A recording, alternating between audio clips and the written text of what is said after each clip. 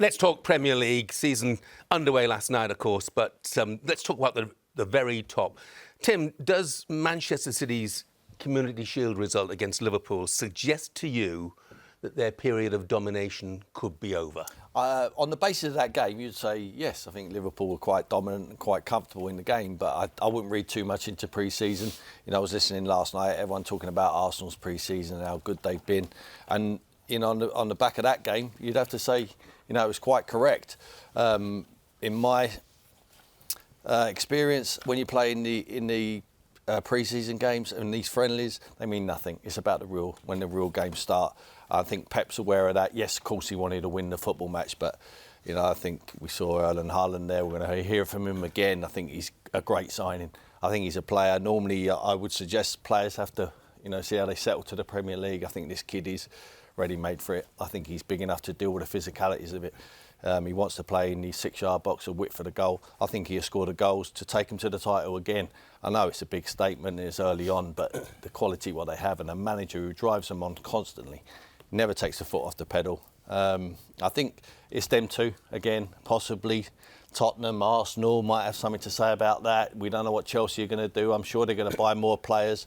But it's going to be a fantastic season again. I can't wait for it to start. And I just think, yeah, Man City are the ones up there to beat. Yeah, Clinton, though, would you be worried about the depth of quality in that City squad now? In the Community Shield, you know, and I know it's a pre-season game. On their bench, they had an 18-year-old, a 19-year-old, a 20-year-old, a reserve goalkeeper. Yeah. You know, isn't that a concern? It is. It's a slight concern. Obviously, there was no Laporte. I think he was injured as well. So they were missing key players, but I still think the squad is good enough. I do literally think it is good enough. They had the likes of Calvin Phillips. Paid 50 million for Calvin Phillips. He's sitting on the bench and he's not playing. And it'd be interesting to see, Jeff, where he plays in that Man City squad, because Rodri, for me, was fantastic for them in that holding midfield. And we know Calvin Phillips obviously likes to play in that position as well. But I think the squad's good enough. I think Pep knows what he's doing. There's a lot of talk, will Bernardo Silva leave? If Bernardo Silva does leave, be assured that Pep Guardiola will have a replacement to come in. He's not no fool. He knows what he's doing. Well, he didn't have a replacement to come in for Zinchenko, did he? No, he didn't. But he did, but they wouldn't pay. Yeah, they wouldn't pay Cucurella because they thought it was too much money. But he's always thinking, I've got Cancelo that can play left back, and I've got Carl Walker, still one of the best right backs in the Premier League, that can play on the right hand side. I totally get what you're saying there, but no, they've got replacements there. I think he will want to add a couple more to his squad, but I'm in agreement with Tim. I think the signing of Haaland, it's an unbelievable signing. And a lot of people have questioned, will he do it in the Premier League? He scores goals. And Man City create numerous chances, the likes of De Bruyne, Jack Grealish, Phil Foden, and that creating chances. So for me, their squad's good, but every team in the Premier League will want to do business from now to the end of the window, Jeff. But I have to ask, Sue, they brought Haaland and Phillips in. But they've lost Sterling, they've lost Zinchenko, they've lost Gabriel Jesus, they've lost Fernandinho. Isn't this a weaker squad than it was 12 months ago? Well, they're top-class players, aren't they, that they've lost? You look at Sterling and what he provides. But I do think the players that they've brought in, you know, mentioning Alvarez as well, another top-quality young player. Pep clearly knows, you know, the squad that he wants, the type of player that he wants to bring in. The big question was, do Manchester City need a striker because of all the amount of goals that they score? But you just think adding Haaland to that just then takes them to that next level. You think of the amount of opportunities that Manchester City create. Haaland is going to score a lot of goals, and I think Phillips, great player. We've seen what he's done for England, what he's done for Leeds, and I think that Fernandinho replacement, he reads the game so well. So I think the players that he's brought in are very good, but of course you're going to miss certain players. But I still think they've got a very strong squad, and I still think they're the team to beat. Did you understand, Dawes, why they didn't pursue Cucurella and saw him go to one of their major rivals? I was surprised. I really, really was. You see Zinchenko go to Arsenal. I think a great signing for Arsenal. You've got Cancelo, who I think is an unbelievable talent, but they looked to Cucurella and went, we're going to sign him. And it looked like it was going to... We all thought, or I did anyway, personally think, when Manchester City come to Brighton and go, right, we want Cucurella, it's going to happen. We're going in at 35 million. No, we want 50. They'll get there eventually. Then Chelsea come from nowhere and sign him for 60 plus. I'm like, wow. It was a surprise for me, and a kick in the teeth, I'm sure, for Pep, because he wouldn't have let Zinchenko go. How can you leave yourself? The amount of games that Manchester City play, every competition, you need 2 top players in every position. And now they've only got Cancelo. So he will have to go and get a left-back. They'll obviously have different options, but I'm surprised that the Cucurella one didn't happen. We know the finances that Manchester City have. They just didn't want to pay it, and Chelsea did.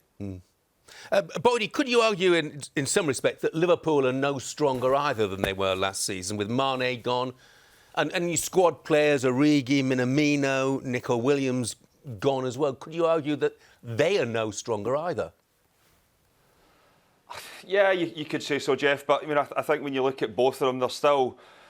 I mean, we've done loads of games last year, and we're speaking about it. They might have been carrying too many last year.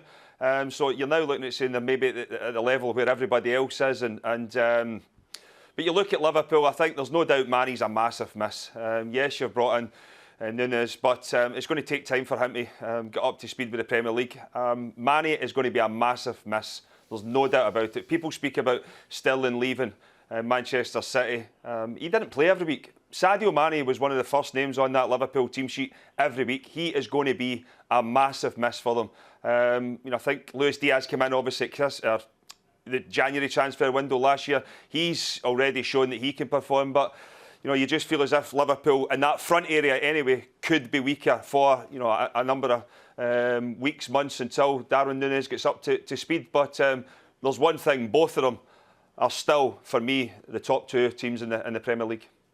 How big a punt is that, Tim, on Núñez? 32 goals last season, only 11 the season before. You knew what you were going to get season after season from Mane. Yeah, absolutely. And he's a different type of player. He's more of a stick-on 9. Someone like, I think he's not as flexible. I'm not sure you're going to see him playing out wide too much. He wants to play down the middle. He wants to try and get the service into him. I think he will score the goals. Obviously, he's not Erling Haaland with his numbers. But they brought players there before to the football club, and Jurgen Klopp continues to improve them. He develops them along the way. He'll play him when he thinks it's correct to play him. Bring him in, bring him out, and I think in the end he will certainly improve him. I don't think he wastes any time on the training pitch. Jurgen Klopp, I think he knows his job. He knows it's sometimes to improve the individuals, and he's got a lot of time for that. So I wouldn't worry about him. I don't think he's going to hit the floor running. Not as hot as well as Haaland's going to do. I think he's ready made for the Premier League with the way they play and the created chances what they create. But you certainly have to tweak their style, Liverpool, because he's not a replacement for Sadio Mane. We're talking about squads, and the strength. We looked at Liverpool's squad today, and they've got a few injuries. We know that. Adrian is on the bench. Gomez, Milner, Núñez, Carvalho, Vandenberg, Bajcetic, and Chambers. So again, 5 substitutes these days. Well, I think you can pick the ones that might come on from those 9. No, I think you're right. You can, Jeff. But that's because of a few injuries. And that's what I said earlier.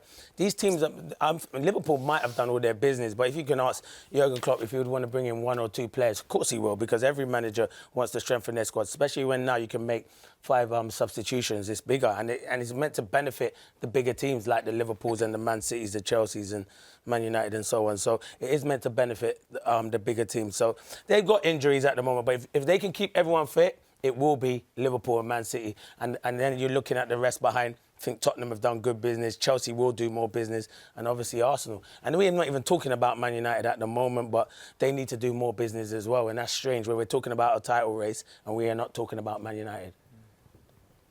Do you think as well, because of the World Cup, there's that break during the season that maybe the managers looked at saying we don't want to go with the massive squads because there is that period where they're going to be away for a while? Who's he asking? I think there, though, you could go the other way. Yeah. Boys, do you not think because you go in, we're going to lose players in the middle of a season for 4 weeks, what they're going to be like when they come back? If you get to the final, is it the 18th of December? You come back, the Premier League plays on Boxing Day again. Yeah. So if you get to the latter stages of the World Cup, may come back with injuries, so then you're saying, do we need a bigger squad? It's going to be completely different this year, having the World Cup in the middle of the season. We've never had it before.